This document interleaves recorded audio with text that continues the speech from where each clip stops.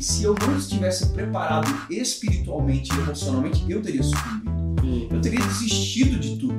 Então, os momentos de forja, esses momentos de processo são extremamente importantes para que a gente não desista do nosso propósito de vida, que gera exatamente isso, maturidade ou resiliência, que é a capacidade de suportar sem quebrar.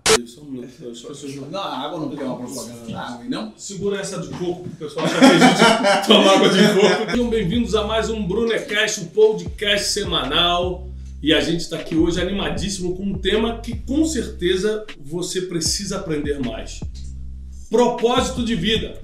E nós estamos hoje com um dos maiores influências no meio cristão, não só aqui no Brasil, mas em outros países. Um homem tem sido usado por Deus para levar uma mensagem clara, uma mensagem específica que vai direto no coração das pessoas. É considerado, pelo menos por mim, um dos maiores ou o maior evangelista da atualidade. Pelo menos eu considero. Meu amigo David Leonardo. Seja bem-vindo, David. Surpresa, hein? Surpresa. Fala, Thiago. O David ele veio só pegar um negócio aqui, eu já botei para gravar podcast. É uma surpresa. Bom, tô muito feliz, cara, de estar aqui com você. Na verdade, foi uma surpresa, realmente, mas faz parte do nosso propósito, né? E poder servir, poder falar com as pessoas, poder passar a verdade, a mensagem do Evangelho. E através do podcast legal, tamo junto. Obrigado pela oportunidade. Um abraço aí para todo mundo que está escutando. Fique com a gente, acho que vai ser muito produtivo. Legal. Gente, vamos direto ao assunto. O que é propósito de vida?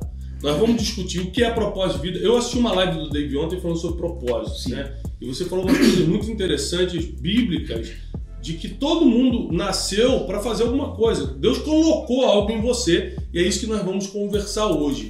Qual é a sua definição, David? Enquanto nosso amigo Aguiar vai fazer uma foto bem bonita, capricha nessa foto, para eu postar no meu Instagram, pegando eu e o David nesse podcast. Explica pra gente, David. Com licença, David, só um minuto. Não, a água não tem uma propaganda da água, não? Segura essa de coco, o pessoal acha que a gente toma água de coco todo dia. Não, peraí, Aguiar, rapidinho. Vamos fazer com essa aqui. Antes do David explicar. Aí. David, na sua definição, cada um define de uma forma. Perfeito. E não existe certo ou errado. Na sua definição, o que é o propósito de vida? Perfeito.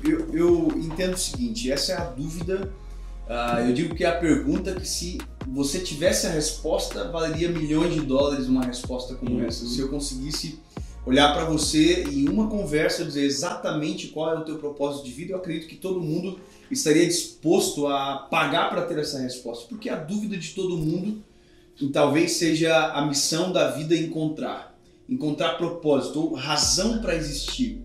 Porque o ser humano ele é carente de algumas respostas fundamentais e que depende muito da intensidade da busca e aonde busca.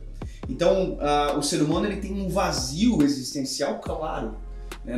A própria palavra vai dizer que o que Cristo faz é vivificar o nosso espírito. O Espírito de Jesus ele entra em nós e a partir daquele momento nós temos uma vida plena. Então isso significa que antes de Jesus você pode ter qualquer coisa, mas alguma área da sua vida vai estar morta, que é o seu espírito.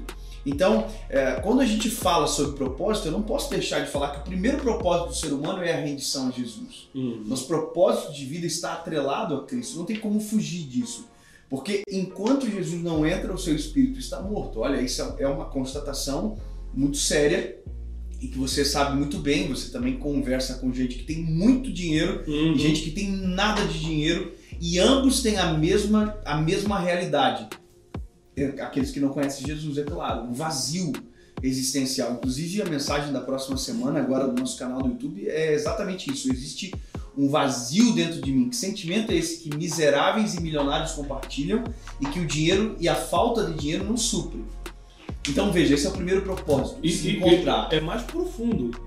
Tem gente que tem não só dinheiro, mas também tem família e ainda assim está com vazio. Porque a gente acha, não, se eu tiver uma família, se eu tiver filhos, mas quantas pessoas com filhos se suicidaram, por exemplo? Exatamente. Ou com dinheiro se suicidaram? Muito excelente isso aí. Então quando você parte desse pressuposto que existe algo primeiro para se resolver na vida da gente e que está atrelado ao nosso espiritual, a nossa vida com o Senhor, a partir desse momento eu já descubro uma etapa, como se fosse uma primeira parte daquilo que eu preciso resolver dentro da minha vida, que é se entregar a Jesus. Quando eu consigo resolver essa parte, a outra, que é esse propósito de vida, que me conecta, que me faz ter propósito e razão para estar na Terra, eu me torno extremamente útil em alguma área. Eu acho que isso é muito importante, porque veja, olha só, as pessoas às vezes espiritualizam demais o propósito. Será que propósito é, por exemplo, somente ministerial? Será que propósito é exatamente aquilo muito que bom. o Dave faz ou que o Thiago faz? Será que propósito eu vou ter que ser então um adorador, eu vou ter que ser um pregador do evangelho? Porque o que as pessoas pensam? Que propósito está unicamente ou exclusivamente ligado ao ministério. Pelo contrário. Quer ver uma coisa extraordinária? A gente está aqui agora no estúdio que tem uma luz acesa, né? O que é essa luz acesa? É fruto do propósito de um homem chamado Thomas Edison. Quer dizer, a gente está desfrutando do propósito de alguém que a gente talvez já nem lembra mais o nome, a gente liga o interruptor e não sabe.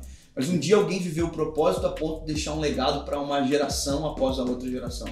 Tá fresquinho aqui dentro. E como Martin Luther King Jr., apesar de ser pastor, o propósito dele não era evangélico ou religioso. O propósito dele era igualdade racial, gente. E se hoje um negro pode entrar num restaurante ou votar, é por causa do propósito de um homem só. Ó, a gente pode ter milhões de exemplos. Você falou um exemplo maravilhoso que é do Martin Luther King.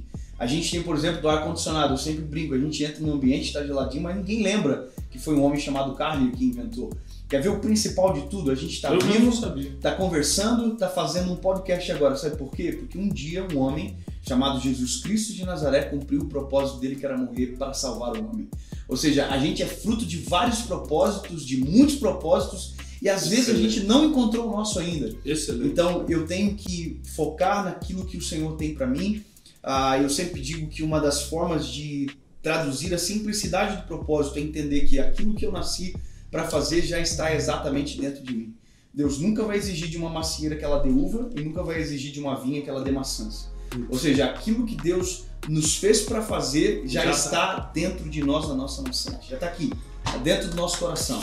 Eu tô anotando algumas coisas que o David está falando aqui para a gente botar na descrição depois, seja do YouTube ou do Spotify, da onde você vai assistir ou ouvir.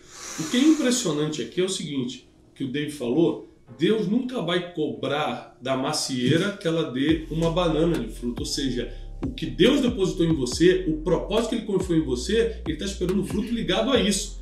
Então, David, me explica sobre os malefícios da comparação. Se eu sou uma macieira e vou dar maçã, por que eu estou me comparando, por exemplo, com a bananeira que só dá banana e acho que a banana é um fruto mais gostoso, é maior e acabo querendo viver a vida de banana se eu fui chamado para ser macieira? Perfeito. Olha só. É que dentro dessa... Isso é um problema real, né? Não, com certeza. E claro, dentro da nossa geração. Né? Se a gente entende que a dificuldade do ser humano é encontrar propósito, a gente começa, nessa dificuldade de encontrar propósito, ver os deslizes que isso causa. Qual que é o primeiro deslize? É justamente esse. Eu tenho um propósito de vida que é exclusivo meu. Mas porque eu ainda talvez não descobri, ou porque talvez eu acredito que não possa acontecer, eu começo a reproduzir aquilo que está dando certo para alguém. Ou seja, é como se eu sempre estivesse tentando pescar aonde alguém já pescou. Ou sempre como se eu estivesse tentando reproduzir um modelo do que para alguém já deu certo. Então, ao invés de eu encontrar o meu propósito, eu fico tentando viver o teu propósito. E aí começa esse mundo de comparação, porque eu não sou o Thiago. Olha só, nós somos amigos, somos irmãos, né? Fora de um podcast a gente é amigo de verdade. Agora, olha só como a gente é diferente um do outro. Já parou para pensar as nossas diferenças de ministério, de propósito? A gente converge tudo para o mesmo final, mas já parou para pensar o quanto a gente é diferente? Agora, já parou para pensar que se eu tivesse uma crise existencial, eu poderia correr o risco de tentar ser igual a você, ou você vice-versa? Então, esse é a necessidade de ter um propósito muito clarificado.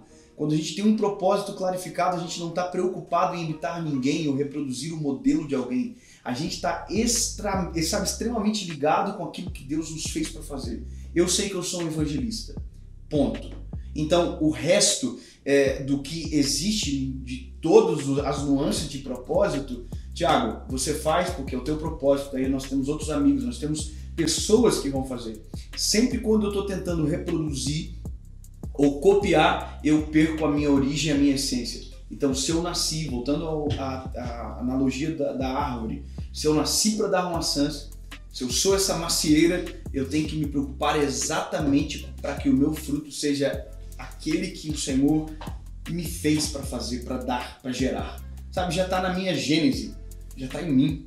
Então não tem por que eu ficar correndo, batendo em outras portas. Só vou, uma coisa muito importante é que esse entendimento, né, de saber o que eu nasci para fazer, essa é a pergunta da vida, sabe? Eu acho que essa é a descoberta que a gente tem que lutar para encontrar. E aí eu acredito que não existe uma receita que eu vou dizer para você, faça isso, aquilo e você vai descobrir amanhã. Mas existem caminhos que me tornam um pouco mais acessíveis para compreender, olhando para talento, dom, vocação, e aí eu consigo talvez encontrar de uma maneira mais fácil, mais rápida. O que você falou é fantástico, porque eu descobri, Dave, há anos atrás que eu sou um treinador de pessoas. Sim. Mas eu já fiquei muito tentado, por causa do resultado de outros, a negociar meu propósito. Então, assim, você vê por exemplo, eu sou fã, admirador do T.D. Jakes, né? Trouxe o T.D. Jakes na conferência de Destino esse ano, mas ele é um pregador. Então, quando eu escuto ele pregando, a minha tentação era, caramba, eu preciso pregar assim. Não preciso pregar assim. Exatamente. Eu preciso ser mais pentecostal, o T.D. Jakes abre o braço e quando ele fala, eu não preciso.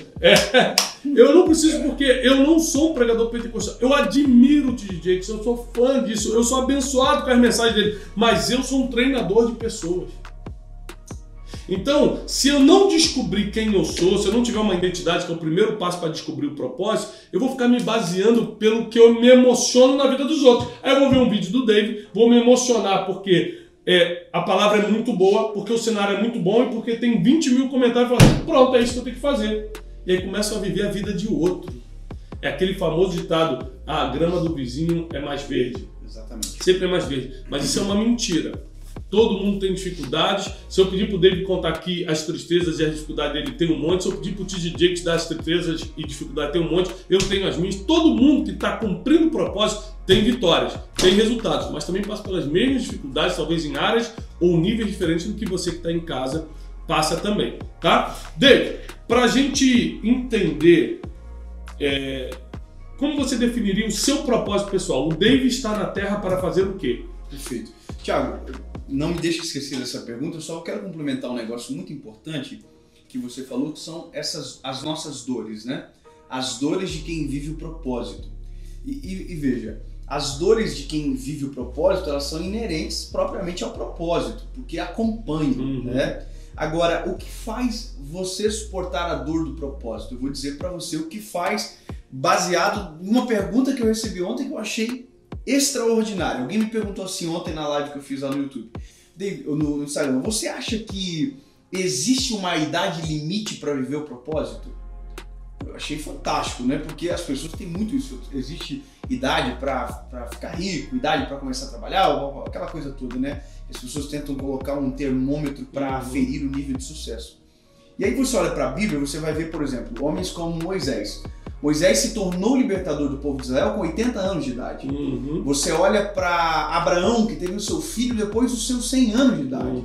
Você vai ver João Batista, que se tornou a voz que clama no deserto, com 30 e tantos anos de idade também. Ele era 6 meses mais velho do que Jesus, então vamos dizer que ele começou com 30 anos também. Jesus começou o ministério público dele também com 30 anos. Aí a pergunta que faz conectar com a resposta da idade para se viver o propósito é justamente isso daqui, que conecta com as dores. Aonde eles estavam? A resposta é, estavam sendo preparados, forjados, sabe? Forjados de maneira genuína. Ou seja, eu conheço você agora, mas quanto tempo você está sendo forjado para viver o seu propósito naquilo que você está fazendo agora? A mesma coisa eu. Então veja, essa forja de viver o propósito que nos leva para o tempo certo para ser efetivos naquilo que Deus nos chamou para fazer, é também um propósito que nos dá resiliência para suportar as nossas dores. Então basta pensar, eu tenho 30 anos de idade, Deus nos fez ser o pastor mais seguido do mundo na internet. Só que, veja, eu tenho 30 anos de idade, mas eu não comecei a pregar com 30, eu comecei a pregar com 20. E eu venho sendo moldado por Jesus há muito tempo. Quando eu comecei com essa exposição na internet, eu tinha 28 para 29 anos. E, cara, eu comecei a ser atacado duramente, eu comecei a apanhar, eu fui atacado por grandes líderes religiosos. Você imagina que se eu não estivesse preparado espiritualmente e emocionalmente, eu teria sucumbido. Eu teria desistido de tudo.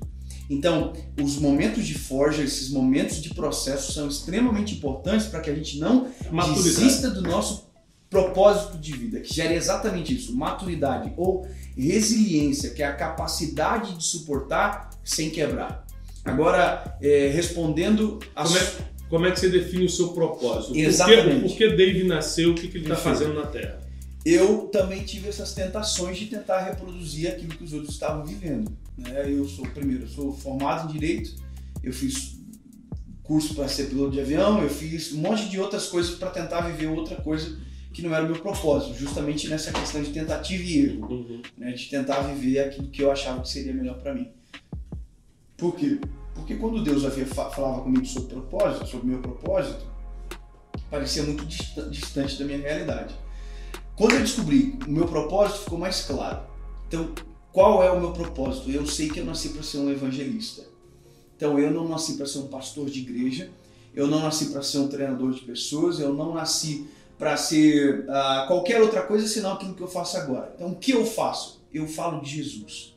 Eu aponto Cristo. Não é eu que mudo a pessoa, não é eu que faço o ser humano se arrepender do pecado dele. Quem faz isso é o Espírito Santo, é a tarefa única e exclusiva de fazer o homem se arrepender. Agora, eu só faço uma coisa, eu aponto Jesus, eu aponto o caminho, é para lá, é Cristo. Esse é o único caminho. Ninguém vai ao Pai se não for por Ele. Dentro da minha palavra existe consolo, porque você nunca vai resgatar alguém batendo na cara de alguém.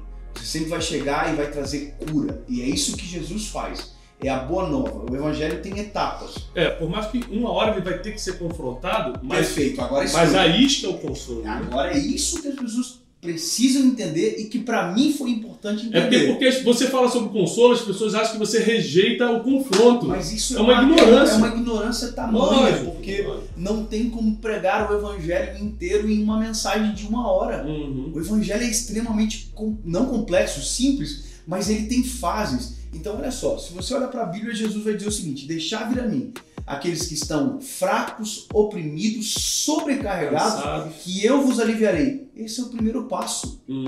Então, se eu pudesse dizer sobre o meu ministério, eu estou exatamente nesse primeiro passo, do sobrecarregado. Agora vem o segundo passo. Aí Jesus diz: agora peraí, tá aliviado, tomou do meu jugo que é leve. Agora, se você quiser vir após mim, aqui vem o segundo passo. Negue-se a si mesmo. Tome a sua cruz e siga-me. Então eu consigo ir até esse segundo passo. Eu consigo falar sobre isso. Eu consigo falar sobre um pouco de escatologia também depois, que é Jesus dizendo mas que vai... Mas não é naqueles 40 segundos do Mas vídeo. não é nos 40 segundos. Aí que tá. Eu preciso focar e gastar a minha vida no primeiro passo, que é dizer para a pessoa: olha, Jesus pode mudar a tua história. Jesus pode transformar a sua vida para sempre. E aí aqui a pessoa começa a ser transformada. Tá entendendo? Então, compreender isso é libertador, porque eu me liberto da opinião das pessoas. Daí você tem que pregar sobre a volta de Jesus. Daí você tem que pregar sobre que o homem é depravado. Eu falo, meu lindo, pregue você. Exatamente. Não é isso, eu falo. Pregue você. Eu faço isso aqui, você pode fazer um... Faça isso. O evangelho é muito amplo, dá para cada um pregar uma coisa. Sabe o que é interessante? É que eu vejo vários ministérios na Bíblia, mas eu não encontrei um ministério de alguém que dizia para outro o que ele tinha que fazer. O ministério da indicação. Faça o mesmo, sabe? Se você vê a lacuna, então talvez esse seja o seu propósito. Preencha a lacuna. Não tente fazer alguém preencher a lacuna que você encontrou. Todo mundo que encontrou uma lacuna na história criou alguma coisa. Por exemplo, Henry Ford viu uma lacuna. Não tinha carro, vou inventar um carro. Você tá entendendo? Preencha a lacuna. Já pensou se o Henry Ford olhasse pro Thomas Edison e dissesse: ei, cara, faz um carro, não tem carro, para com esse negócio de falar de luz. Entendeu? Esse é um princípio do business. Nunca aponte um problema que você não vai propor a solução.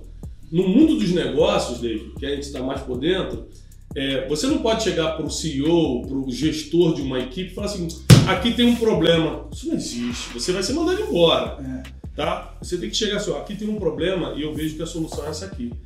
As pessoas na internet são o contrário, elas querem apontar o que elas acham que é problema, mas não propõem solução nenhuma. Sim. Se ela estivesse numa empresa, ela não ficaria, mas na vida ela acha que vai perdurar.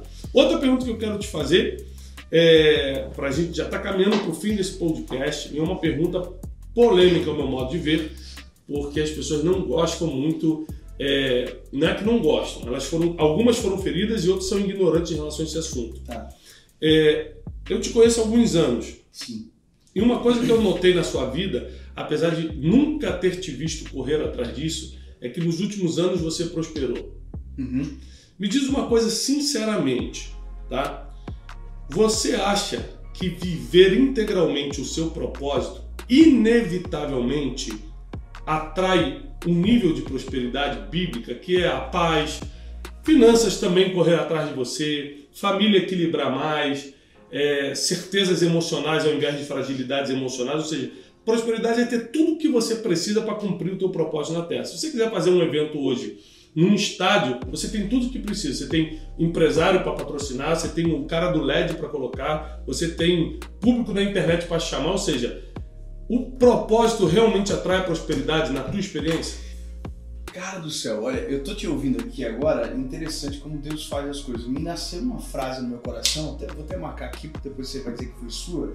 Não, na verdade, eu inspirei, né? Você só materializou. Olha que interessante, riqueza é subjetivo. Por que riqueza é subjetivo? Porque para você, riqueza pode ser 10 mil, exatamente, e para outro vai ser 10 milhões, e para outro vai ser 10 bilhões, e o cara de 10 milhões vai achar que tá sobre a carne seca e vai chegar o Jeff Bezos com um patrimônio de 90 bilhões. Então, quer dizer, sempre vai ter alguém melhor do que você.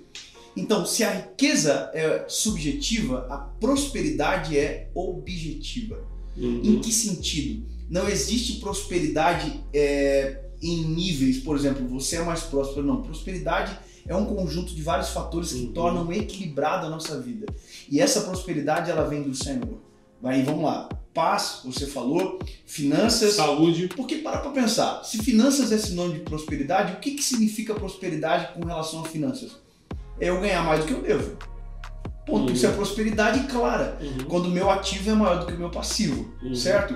O que é talvez a falta de prosperidade? Quando isso está desequilibrado. E por que está desequilibrado? Vem problemas anteriores, emocionais. Eu li o teu livro Dinheiro é Emocional. Vem problemas anteriores. Espirituais, familiares. Então veja bem, o meu propósito me equilibra em todas as áreas da minha vida. Se eu tenho um propósito clarificado, eu tenho por que defender o meu casamento, eu tenho por que educar os meus filhos ainda melhor, eu tenho por que ser um melhor administrador, ser um mordomo efetivo daquilo que o Senhor me dá. Então, se eu compreendo que essa prosperidade, ela traz o equilíbrio do propósito, traz para mim essa prosperidade do Senhor, eu entendo que sim, está exatamente conectado. Não tem como você não viver o teu propósito de maneira efetiva e não ser próspero, nesse sentido de objetivo, de equilíbrio na vida. Muito bom. E sim, cara, eu entendo que Deus vem nos prosperando desde o dia que eu entendi aquilo que eu queria fazer e aquilo que Deus tinha para mim. E não negociou. Depois você descobriu, não negociou mais isso. No sentido de copiar quem está dando resultado ou adaptar a mensagem. Hoje eu moro numa casa boa. Moro num apartamento muito bom. E tenho um carro muito bom também. Certo? Mas eu não sou próspero agora. Eu sou próspero há muito tempo. Sabe desde quando eu sou próspero? Desde quando eu descobri meu propósito. Sabe quando eu descobri meu propósito onde eu morava? Eu morava numa kitnet. Só que eu tinha paz dentro daquele lugar, eu tinha equilíbrio dentro daquele lugar, eu já tinha tudo que eu tenho agora. Às vezes você tá numa kitnet, mas não tem dívida, tá dormindo tranquilo. Exatamente isso. Então, essa é a prosperidade genuína e objetiva que se distingue da riqueza. Porque o meu coração já estava em paz, sabe? Óbvio que as coisas vêm melhorando ao longo do tempo, graças a Jesus por isso. E eu me lembro que talvez eu vi que você quitou aquela Fiat Uno, graças a Deus. Meu lindo, meu Fiat Uno quitado, graças a Deus. Não te devo nada. Tem informações. Vamos atualizar. Vamos atualizar de informações. Mas, cara, eu acho que isso é sublime, sabe? Eu sempre digo uma coisa. Eu fui e sou feliz desde o primeiro dia que eu tive o meu encontro com Jesus, que eu encontrei uma razão para viver.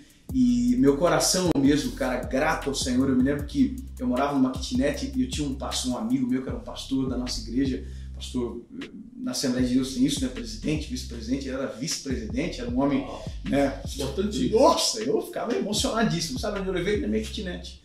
Porque eu tinha prazer de levar as pessoas lá. Porque não era a estrutura, era o ambiente. Então, gente, Deus abençoe vocês. Você no YouTube, não deixa sempre de estar lá no Spotify também com a gente, no Brunecast. David, obrigado por ter vindo. Paz de prosperidade aí no YouTube, paz de prosperidade no Wi-Fi. Wi-Fi não,